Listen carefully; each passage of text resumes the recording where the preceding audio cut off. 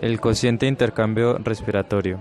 Este se define como el cociente de la producción de dióxido de carbono respecto a la captación de oxígeno, es decir, que este es igual a la tasa de producción de dióxido de carbono sobre la tasa de captación de oxígeno.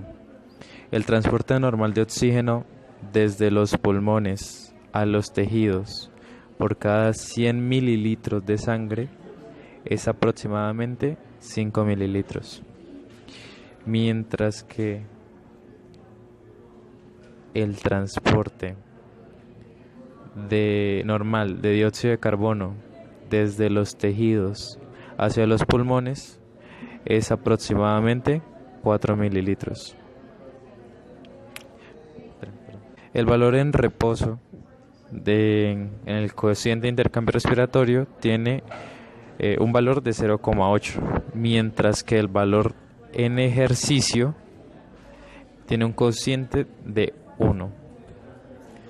La producción de dióxido de carbono también depende de otros factores, incluyendo el tipo de alimento ingerido, el nivel de ejercicio, la temperatura corporal, la actividad hormonal y, por otra parte, la producción basal de dióxido de carbono puede aumentar varias veces durante el ejercicio.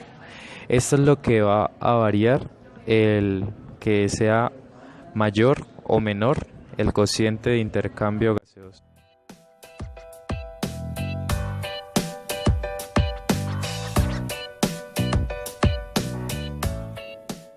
La molécula de oxígeno se combina de forma laxa y reversible con la porción hemo de la hemoglobina.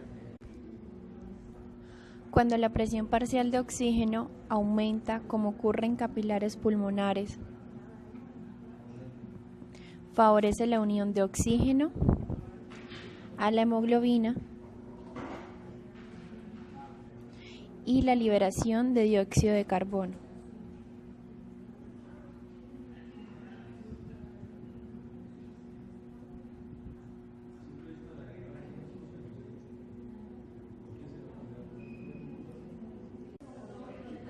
Por el contrario, cuando la concentración de dióxido de carbono es mayor, como en tejidos periféricos, se une dióxido de carbono a la hemoglobina y la afinidad por el oxígeno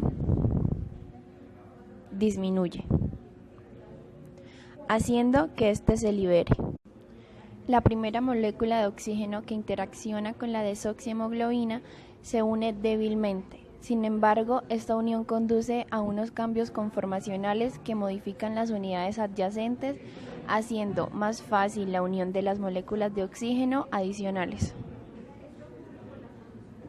Se conoce como curva de disociación de la hemoglobina a la curva sigmoidea en forma de S, que surge al representar el porcentaje de saturación de oxígeno de la hemoglobina en función de la presión parcial de oxígeno.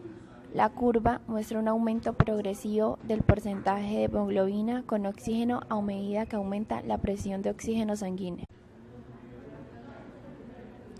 Existen factores que, manteniendo la forma sigmoidea, desplazan la curva de disociación de la hemoglobina hacia una u otra dirección.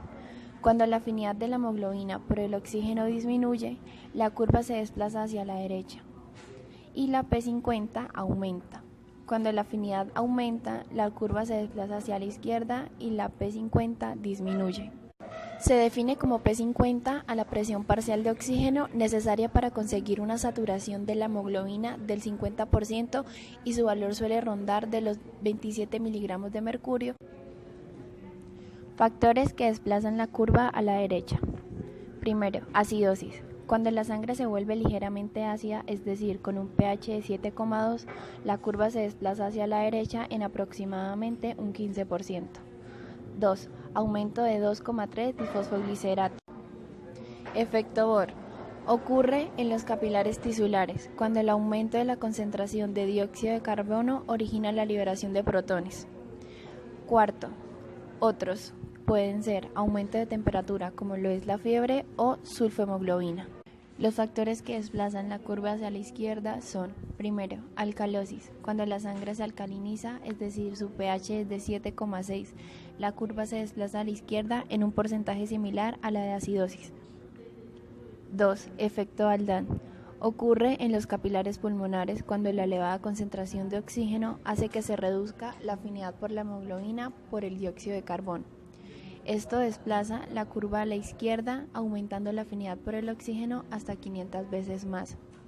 Otros, por ejemplo, monóxido de carbono o metahemoglobina.